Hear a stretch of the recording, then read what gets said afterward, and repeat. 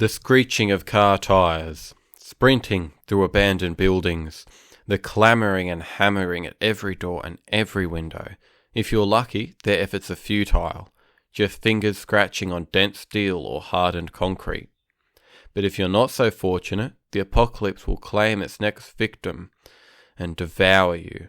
Or you could join their ravaging machine and rise, another undead being, ripe to purge the world of humanity. Now, the zombie genre of entertainment has been extremely popular in the 21st century, probably peaking around 2010 with the release of AMC's The Walking Dead TV show, and declining with the rest of AMC's The Walking Dead TV show. But their origins lie in hundreds and hundreds of years of legends and stories of monsters, reincarnation, reanimation, and cannibalism. And I'd like to have a look at those and how they connect to today's modern media of video games, books, movies, and shows. So come with me while I take a cursory glance at the zombie genre.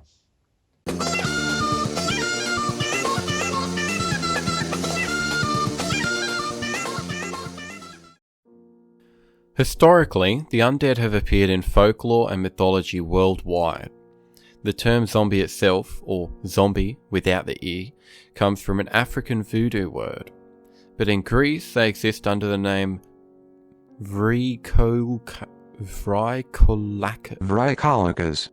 That's right, yeah, that one. It appears many ancient Greeks held the belief that bodies could rise again as vrykolakas, although these appear more vampiric than zomboid. Is that a thing? Anyway, they've begun from the corpse of an ill-lived or incorrectly buried person. Archaeologists actually found the body of a middle-aged man buried and staked into the ground on the Isle of Lesbos. Probably a criminal or wicked man they didn't want to take any chances with. Greeks also took lycanthropy quite seriously since the whole King Lycaon trying to feed Zeus a person thing. Both insulting the gods and being a lycanthrope results in you becoming a vrykolakas after your death. Although they're generally pushed as vampire precursors, they don't suck blood and they're more into suffocating. Speaking of, most of the ancient inspirations of werewolves, vampires and zombies intersect and merge a lot. So much so that in certain languages like Bulgarian and Serbian, the words for the flesh-eating vampire/zombies literally means wolfman or furry man. Wikipedia? You're using Wikipedia as your source of information? Now the term zombie actually comes from the voodoo word zombie, a mindless, soulless being created by a voodoo sorcerer who used a special poison to kill a person in order to later exhume the corpse and reanimate it, for it to become completely enslaved to them. Interestingly enough, the zombie seems to be more of like drugging someone back to life, like someone just came back from the depths of the underworld just to get their next hit of zombies cucumber. Damn, yeah, I'd get addicted. Now, the Wendigo originates from American native tribal myth, and one of the first recordings of these myths is in the diary of some Jesuit missionaries who were exploring the area, and it's recorded in something called the Jesuit Relations.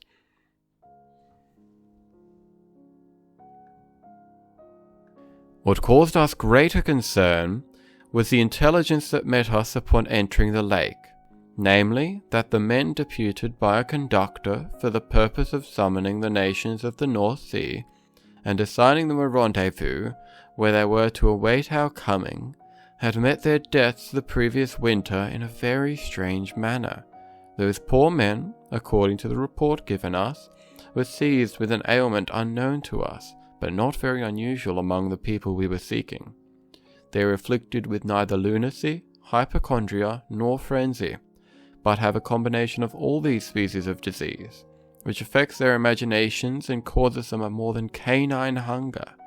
This makes them so ravenous for human flesh that they pounce upon women, children, and even upon men, like veritable werewolves, and devour them voraciously, without being able to appease their glut or appetite, ever seeking fresh prey, and the more greedily, the more they ate.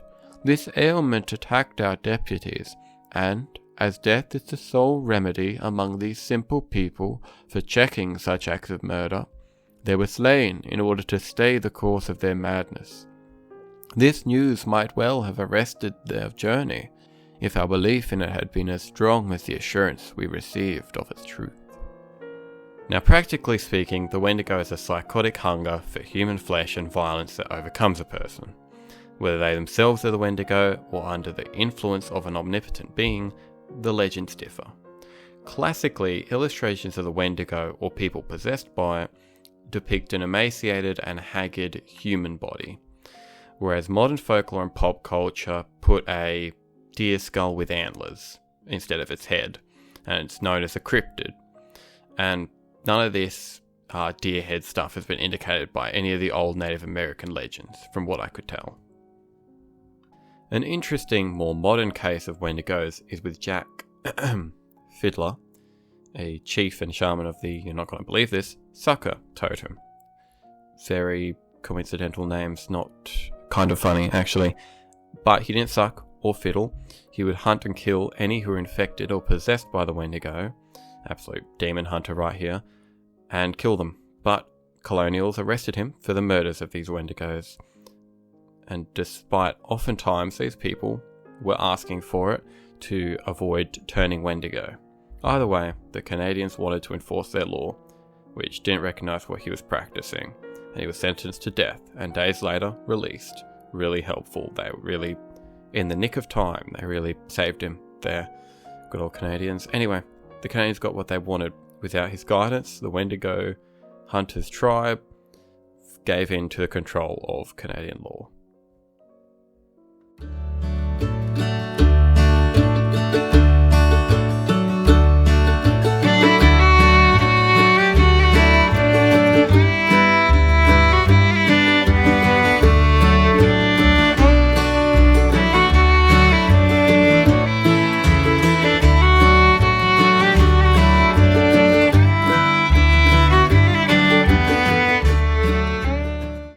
The Wendigo is probably one of the most popular of these legends, even today, appearing in video games like Folklore Hunter and in films such as, of course, Pet Sematary, where the Wendigo resurrects any corpse buried in a sacred Native American burial site. Say that 6 times fast. This is my 11th take.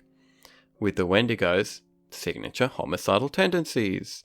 This movie portrays the Wendigo's influence as a spirit and possession, rather than a physical body.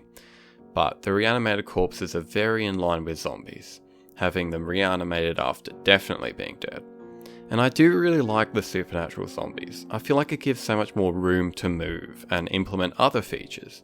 Just like in the Evil Dead franchise, where the people, once possessed by the evil, become deranged and violent and almost unstoppable.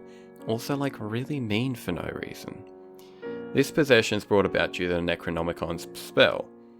But the first paranormal zombie movie was 1932's White Zombie, where some voodoo dude turns a bunch of white people into his zombie servants.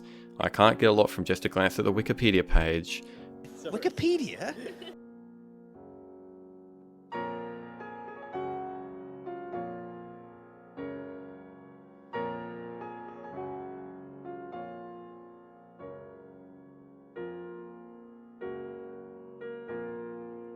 Of course, the paranormal zombies are great, but the birth of the scientific reanimation of corpses lies in one very rainy summer in Europe, where Mary Shelley penned the story of Frankenstein and his tale of woe, where he tries to play God and create the perfect human from remains, only to create a terrible beast who murders his loved ones in order to exact revenge for creating his terrible life.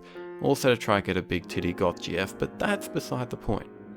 They end up going on an ice skating adventure, and then Victor dies and old Frank Jr. walks off to die. Now, the book was adapted into a classic Universal monster movie, propelling it into references and appearances every Halloween and throughout movies up until today, starring in the hit first 2 Hotel Transylvania movies and another 2 ones that were also released.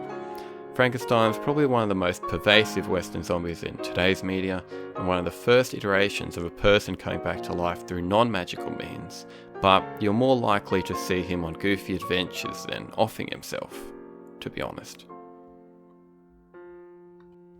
The first zombie horde to feature on the screen was in the 1968 film Night of the Living Dead, where a motley crew are trapped at a farmhouse by a horde of the living dead, not yet called zombies of course, but this film really cemented the modern zombies, and they're caused by radiation from a probe returning from Venus. Flesh-eating, violent, travel in packs, pretty much made zombies of today's age. Now this film was partially inspired by Richard Matheson's novel I Am Legend, which was actually about a lone man surviving a vampire apocalypse, but then this novel was adapted into the 2007 film, where they replaced the blood-sucking evil creatures with zombies. This is allegedly due to Will Smith not liking to star in movies with his wife, yet again proving that vampires and zombies and werewolves are interchangeable, which lends to my theory that Twilight and zombies are the same movies. Look. It's a wolf thing. What's a wolf thing? To us, I'm the alpha, I'm the leader, I'm the one to trust. Anyway, Night of the Living Dead actually made 250 times its budget, proving zombie movies to be pretty lucrative. Then we arrive at the golden age, quotation marks, of zombie films. 2007 to 2013 were definitely the peak hype. We had, of course, I Am Legend in at 2007, Walking Dead debuted in 2010, that's the show that is, and in 2013 you could see we'd gotten okay spectacles like World War Z, but then other ones like Zombie King and Zombie Night and Rapture Palooza. I just looked up 2013 zombie movies. And we have plenty of zombie comedies, really proving the genre has been absolutely done to death. But can it be revived? Probably not. The most cinematic success zombies have gotten in the last 10 years was the Maze Runner franchise, which pushed through to 2018. And the zombies were such a limited, small part of that franchise, in my opinion, that I really don't think you can count it all that much. Now, the biggest success, the biggest thing people are talking about now would probably have been The Last of Us TV show, which, due to the limited success of the franchise, namely the second part, the future of that show pretty unclear, and it is probably going to be the absolute death of zombie media. As previously stated, The Last of Us was primarily a very popular video game featuring sci-fi zombies who have been taken over by a plant-like infestation that makes them cannibal, spore-spreading zombies. Even more renowned is the Resident Evil franchise, which features zombies made by a virus, as well as later in Resident Evil Village, having more paranormal themes. Then of course, the magnum opus of zombie media, the greatest zombie game ever, Plants vs. Zombies, where your friendly neighbourhood crackhead equips you with homicidal plants who will defend you from the suburban zombie infestation created by the evil Dr. Zomboss, who, artistically, is in fact the boss of the game. And this was pre-EA, pre-microtransactions. This was deep, thought-provoking. It was a piece of art. Like, you could look into the eyes of any one of those plants. Like this guy. He's a giant nut. He will give his body to protect you. That dedication, given by a simple plant, imagine how much that should inspire us to jump in front of that bullet, to defend our own loved ones with our own flesh. And if we can't, then who are we? Worse than a plant. And how much we can respect those plants, that nut, that can really do that for us. it really makes you think. 'Cause we want retribution. Oh yeah, we want retribution. Oh yeah, we want retribution.